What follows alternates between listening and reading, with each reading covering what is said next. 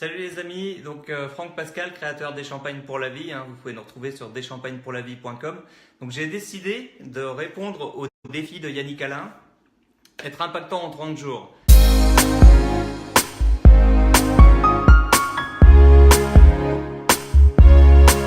Alors j'aime bien cette idée.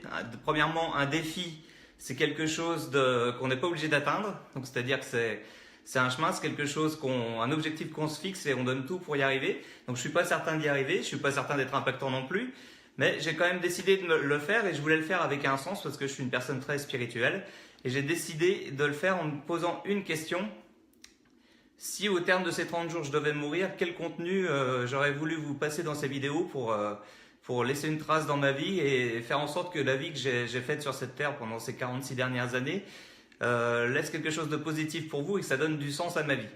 Donc c'est vraiment ça que j'ai voulu faire.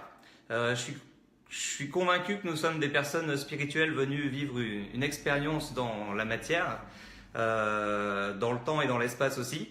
Donc c'est des notions qu'on est venu apprendre, comment gérer la matière, le vivant, dans un espace et un temps défini. Donc c'est ce qu'on appelle une vie. Et du coup, à qui vont s'adresser mes vidéos? Alors, étant donné que je suis producteur de champagne en biodynamie, des champagnes qui sont vraiment faits pour la vie, aussi bien dans la vigne que pour notre vie personnelle à nous, je pense que ces vidéos vont s'adresser à des personnes qui sont en quête de développement personnel, en quête de connaissance, de conscience, des personnes qui se posent aussi des questions sur les notions de vitalité, d'énergie, l'impact que la vitalité et l'énergie ont sur la santé. Des personnes qui, comme moi, ont une sensibilité à la spiritualité, la conscience qu'il y a quelque chose de plus grand que nous, que ce qu'on voit avec nos yeux, que ce qu'on est capable de toucher avec nos mains, qu'au-delà de nos sens, il existe autre chose qu'on ne sait pas forcément définir, mais qui a lieu avec la spiritualité. Je pense que ça va aussi impacter les personnes qui travaillent dans l'univers du vin.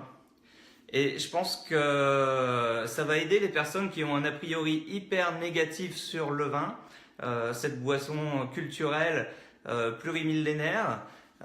Aujourd'hui, dans notre société de communication, le vin est souvent diabolisé, alors qu'il y a vraiment un côté divin dedans. C'est marrant ce parallèle entre le diable et le divin. Et c'est cette notion divine que j'ai envie de vous partager, qui va vous permettre de comprendre en quoi le vin peut être bénéfique pour vous. Et du coup, ça va aussi aider les gens qui aiment le vin à se projeter et à comprendre ce qui est bien pour eux et aller plus loin dans leur amour du vin. Donc j'ai choisi d'orienter mes publications sur le thème de la spiritualité. La spiritualité pour moi c'est quelque chose qui donne du sens justement à la vie. Ça n'a rien à voir avec la religion. Vous verrez que dans le vin, je pense que ce sera la prochaine vidéo que je vais vous partager, dans le vin il y a vraiment un sens divin, un sens profond. Le vin est apparu il y a plusieurs millénaires avant que les religions actuelles prennent leur essor, et plusieurs millénaires avant d'ailleurs. Et donc tout était déjà inscrit dans ces trois lettres VIN, toutes les notions spirituelles. Et c'est peut-être une des premières vidéos que je vais vous partager pour changer votre mindset et remettre le vin dans son contexte, dans le contexte de l'évolution de l'humanité, et en quoi le vin va pouvoir permettre à l'humanité d'aller encore plus loin dans son évolution personnelle. Pour moi, la spiritualité, c'est vraiment la connexion à un tout. Et les religions telles qu'on les connaît actuellement, ce sont toutes des manières de nous projeter, nous, êtres humains, de nous aider en fonction de nos cultures de nous aider à modifier nos états de conscience pour accéder justement à une dimension divine, à une paix intérieure, un recentrage, la lumière de l'inspiration. Et le vin était déjà capable de faire ça.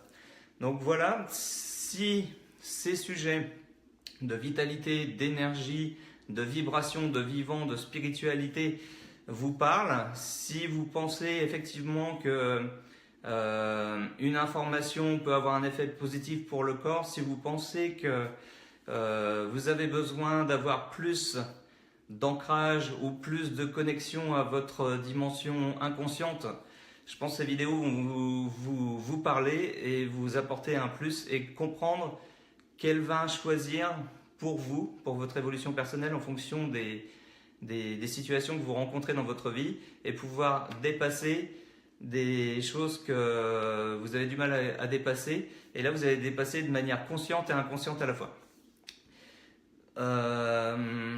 Voilà, donc pour moi, le vin était une manière de se connecter à sa spiritualité, à sa dimension divine. Il était décrit comme ça, hein. La vigne était d'ailleurs une plante sacrée, plusieurs millénaires en arrière, parce que les hommes avaient pris conscience que la boisson issue des raisins, des jus de raisin fermentés, permettait à l'homme de connecter au divin, donc à sa dimension divine, sa dimension inconsciente, là où l'homme va chercher son inspiration et va trouver des réponses pour se sentir mieux dans sa vie, dans son corps, et donner du sens à sa présence sur Terre. La religion, pour moi, les religions, les différentes formes qu'on a, notamment les religions monothéistes, mettent en place des rituels.